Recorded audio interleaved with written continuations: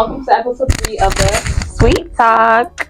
Today we have the talented, the beautiful, yes, the best. Tell me. Talk. Amara! Hey guys.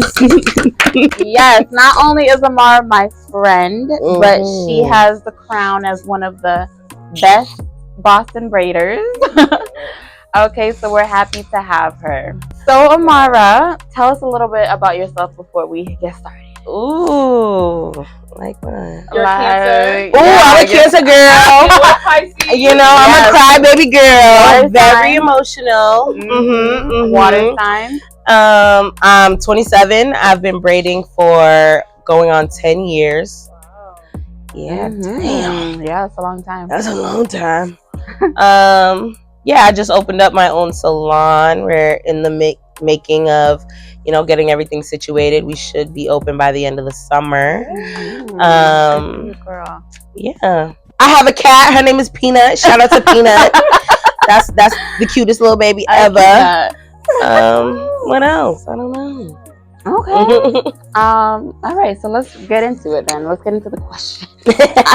Okay, so if you guys didn't know, myself and Amara used to work together in Rosendale at a salon called Ion Hair Studios. And that's where we met, and that's where you could say, where it all started, to be honest, because we were both kind of. I just came out of braiding at my grandmother's house, and I had just got that opportunity to work there. So that was my first salon experience. Yeah. So how was it? I don't know. My first experience in a salon. I will say, if I didn't have Bianca or some of the girls that was there, that would have been a tough pill to swallow. But when you're working with people that are like-minded, you guys tend to lean on each other, so it was still a good time. And I was young. Yeah, I was young. I was ready to learn. I was ready to mess things up. I was ready to fix everything, mess it up again, and just learn. Whether it was good things or bad things, and we learned a lot of good things and a lot of bad things. Yes. But yeah, I could say it gave me knowledge as far as how to run your own salon, what not to do and what to do. Yeah, it gave me a lot of knowledge as far as that. A lot of No, I agree. I felt like the experience, I won't knock being there, because it also put me, I went from 800 followers from the day I walked in to my last day. I was at 3,000 followers on my hair page. So I will say that being in a salon space and being around people that were really cultivating their craft, people saw that and people wanted to be a part of it. So it definitely helped put my business out there way more. For sure. And I think people respect you, I would say, more when you work outside of your home. Absolutely. And even when I had to transition back to my home, I think being in that salon space and solidifying who I was, there kind of, girls didn't play. Even when I worked from home, they were like, oh shit, that's Amara. Yeah. So do you feel like leaving home and working in a salon, you have to up the prices? People are willing to pay it because people are willing to pay you more outside of a salon. I mean, in a salon setting rather than being in your home. But I feel like my experience transitioning back and forth, because I did, once I left there, I worked at another shop, and then I came back to working from home for a little bit before I got my studio, before the salon that I'm currently working on right now. I felt like my prices, by the time I left my grandmother's home, my prices was already up in the 200s. And then when I got to working at Ion Hair Studios, my prices stayed where they were. But being around, I also was still a full-time college student. I was also still working a part-time job. And I remember walking in there, and the owner of that salon was like, I'm gonna tell you, I told Bianca, you're gonna leave that job in 2 months. I quit my job 3 weeks later. Well, that's good. Yeah, I left my job 3 weeks. I started there March 8th. I quit my job April 10th. It didn't even take that much time for me to realize, oh shit, I make money here. Yeah. Like I make good money, and I don't really need this. This is in the way of what I can do right now. So, but then even when I worked back from home, like I still was able to. Okay, these are my prices. My prices. If my knotless braids are at $250 in a shop, I'm not about to downgrade my price because my work didn't downgrade because I'm working from home right now. You're still getting the same result. You're still getting the same result regardless of where I was. And I'm not gonna hold you. A lot of people still be like, Amara, like, can I come to your house and still get my hair done? Because it felt way more comfortable for them, like, to be in my home. Like, because I'm a very personable person. If you're gonna come to my house, I'm gonna make you feel like you're supposed to be here. Right. So there's clients right now, they're like, I'm coming to your house. And I'm like, yeah, you can come to my house. And they love it. They love coming to my crib. So I didn't really have to I didn't have to do that. My prices got to stay the same. What do you guys think makes one leave a salon? Like, what, and go back? No. Like, what pushes you guys to leave and do your own thing? Because what was next? You did a sweet next, right? Yeah, I think I've never been a person that's complacent. Like, I've always gone into a space knowing that, this is only for the time being. I never thought someplace that I worked that was owned by somebody else was my home. I'm just here for a little bit. I'm here to learn, and I thank you, and I'm here to move on. Yeah. Like I've never felt that. Like I've never felt like I've always been the person. You can even ask my family. My family loves to make a joke. Like, one thing about Amara's gonna quit a job because I want something for myself, and I've always been that person. So what I could feel when my time is up, I feel like it's just a feeling. Like I'm like, yeah, it's time for me to go. It's time for me to go.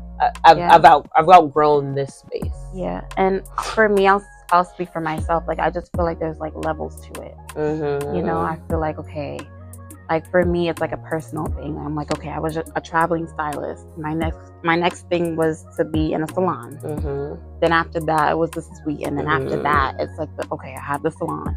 After that, it's like, okay, So it's like levels to challenging yourself. To boss up. Like what the next level exactly. I genuinely feel like every space I've been in, like, okay, I went to a salon, then I went to a new salon, and that was just because COVID hit. So then you got to figure out where you're gonna be at, what you're gonna do, because COVID was a shiesty time being a stylist, man.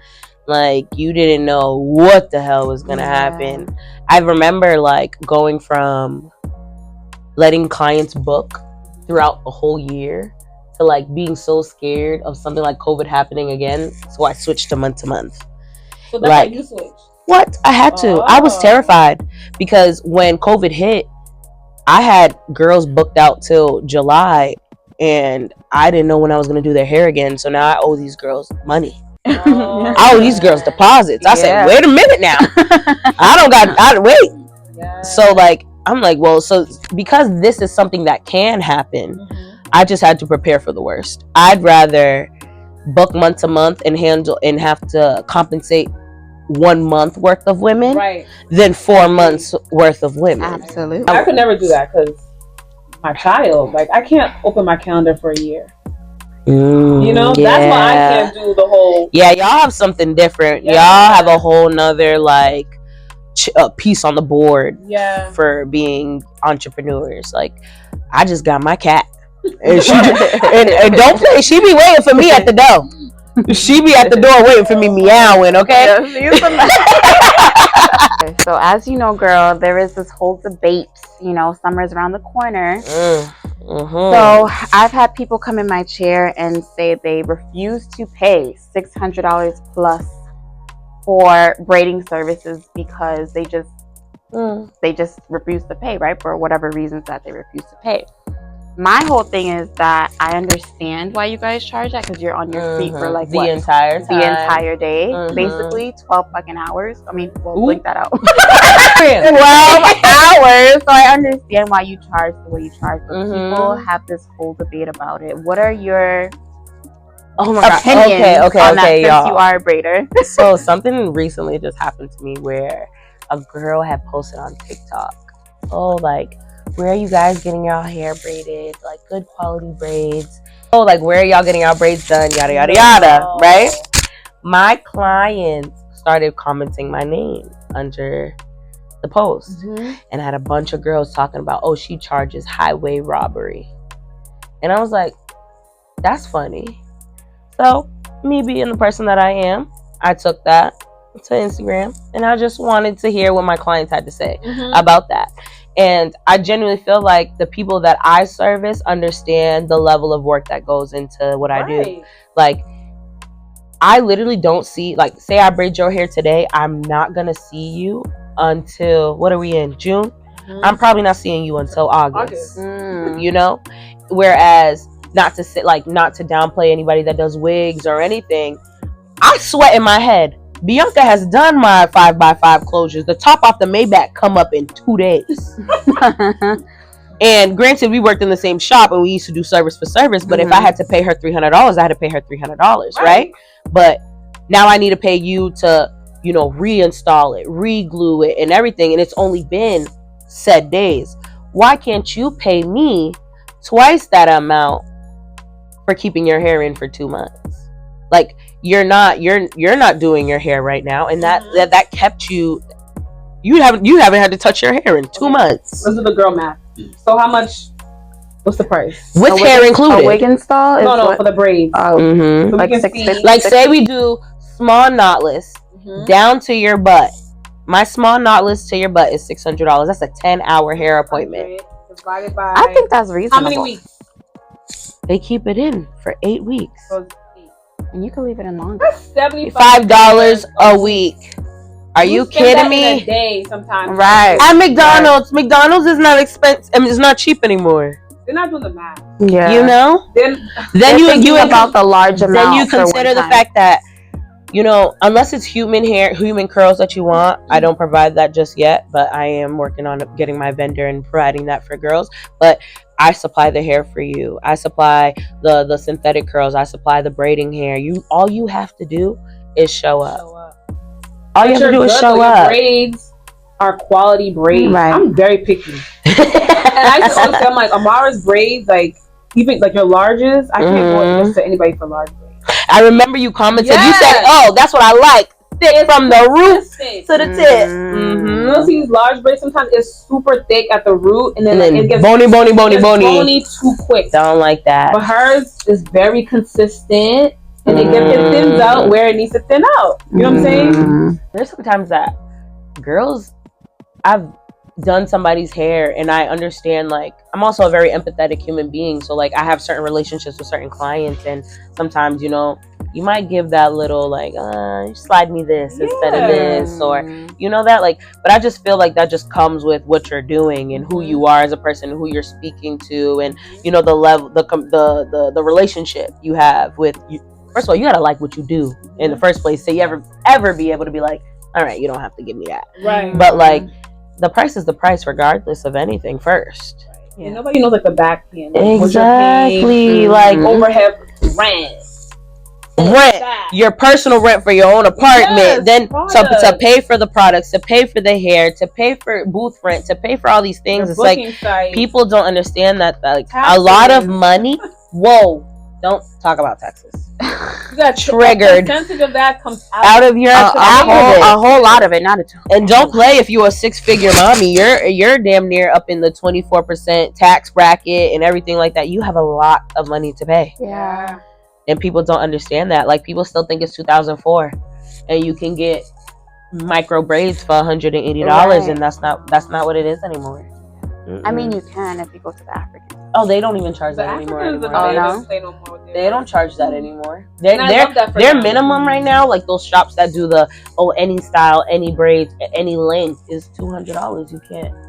You can't. But they find their way to like maneuver that, you know, because sometimes those girls, when they really talk about the video, like they didn't pay just $200. It's just a marketing scheme, you think?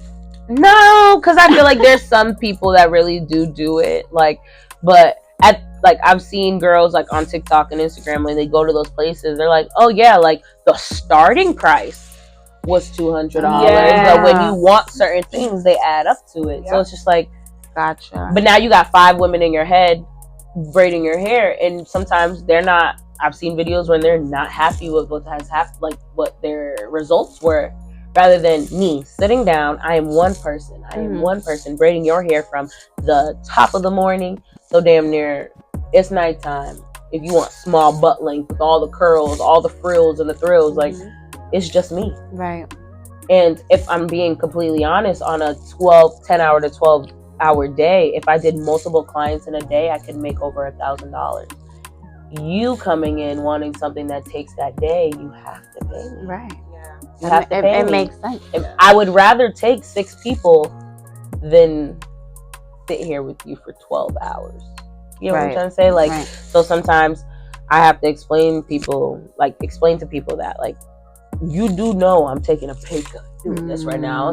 It's like working on salary on your day off. Right. You ain't getting paid extra for working on a Monday when you don't work on a Monday. Right. That's your question. You take a break? No, I'm not ask Bianca. I've never been a girl for a break. She has not. I've never been a girl for a break. My clients have to beg me to, like, Amara eat. Amara drink some water. That's crazy. It's just because, like, when I stop, I lose my momentum.